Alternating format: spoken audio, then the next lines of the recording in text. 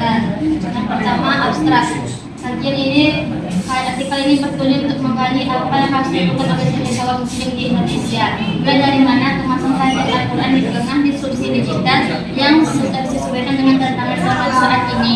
Artikel ini mengulas karya-karya ilmiah mengenai tentang kemampuan terbaru terkait dengan tantangan akibat disrupsi digital sebagai landasan argumentasinya. Kemudian lanjutkan dengan mengenai filsafat ulum Al-Quran dengan menggunakan metode intertekstualitas dan beberapa cara lebih lanjut. Ada 3 langkah simultan yang perlu dilakukan. Yang pertama, visualisasi teks sumber kajian Al-Quran.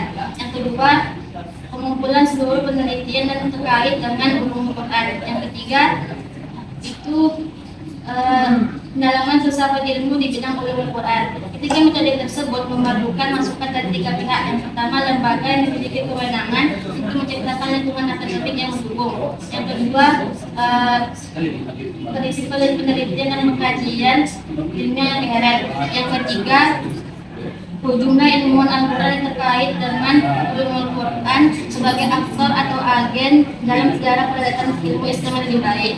Ketika komponen tersebut tumbuh dan berkembang secara bersamaan untuk menjadi sejarah peradaban Islam yang lebih baik.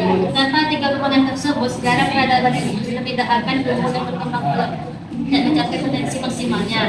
Pendahuluan kajian agama dalam kajian Islam tidak memiliki 4 masalah penting. Yang pertama, teks sebagai sumber ajaran agama atau simbol agama. Yang kedua, pengikut, penguasa, pemuka agama yang terkait dengan perilaku dan penghayatannya terhadap ajaran agama. Yang ketiga, itu ritus tata cara ibadah termasuk tempat ibadah. Yang keempat, alat organisasi mempertemukan umat beragama.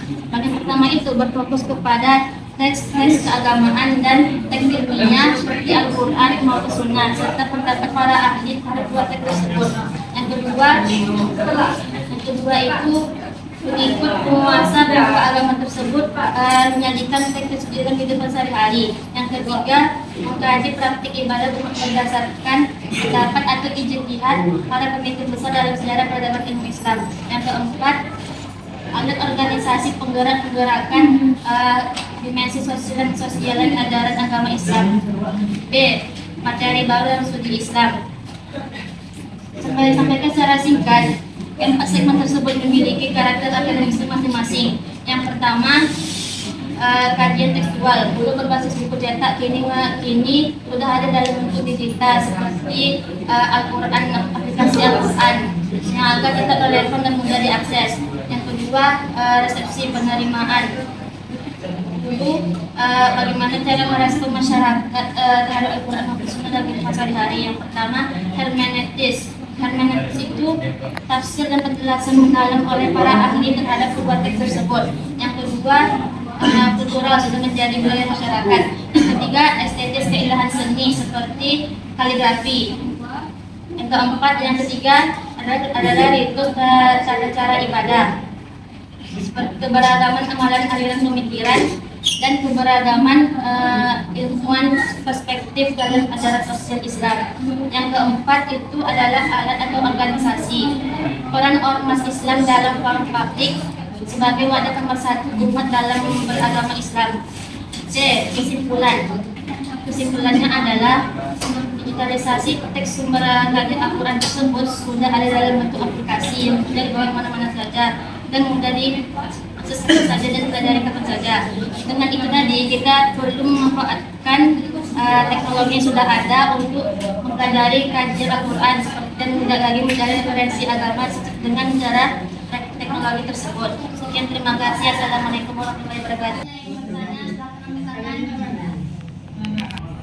Saya ingin tanya, perkenalkan nama saya Haji Ramadan. Pertanyaannya adalah, apa keuntungan mempelajari Al-Quran melalui media digital? Sekian, terima kasih. Izin yang ingin menjawab pertanyaan dari Fadri Ramadan. Keuntungan digitalisasi Al-Quran di media sosial itu sebenarnya keuntungannya mudah diakses dan mudah dibawa kemana-mana saja. Dan keuntungan lainnya itu kemana-mana saja kita bisa membuka Al-Quran dan mempelajari Al-Quran sambil membaca Al-Quran. Keuntungan lainnya itu kita mudah lagi mencari referensi agama, tidak susah lagi untuk mencari referensi agamanya.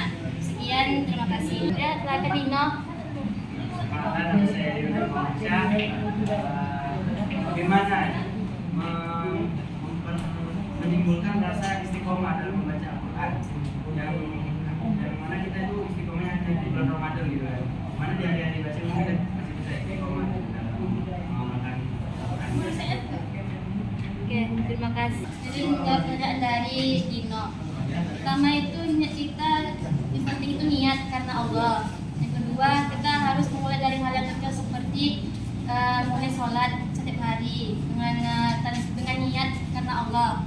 Yang ketiga membaca Al-Quran setiap hari walaupun kita belum bisa membacanya dengan tartil yang tepat. Evaluasi diri dan memperdekatkan diri dengan orang-orang baik seperti orang-orang berpendidikan yang lebih dalam soal ilmu agamanya tersebut.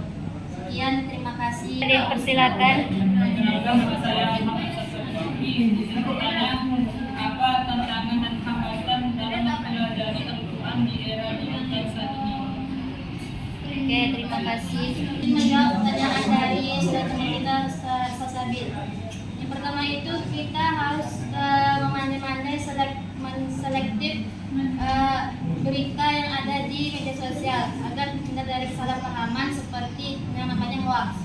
Yang kedua, kita itu kurang eksistensi dan selalu bergantung dengan media sosial. Oleh karena itu, mempelajari Al-Quran dengan cara teknologi itu kurang efektif dengan zaman dulu yang belajarnya selalu dengan gurunya langsung. Sekian, terima kasih. Wassalamualaikum.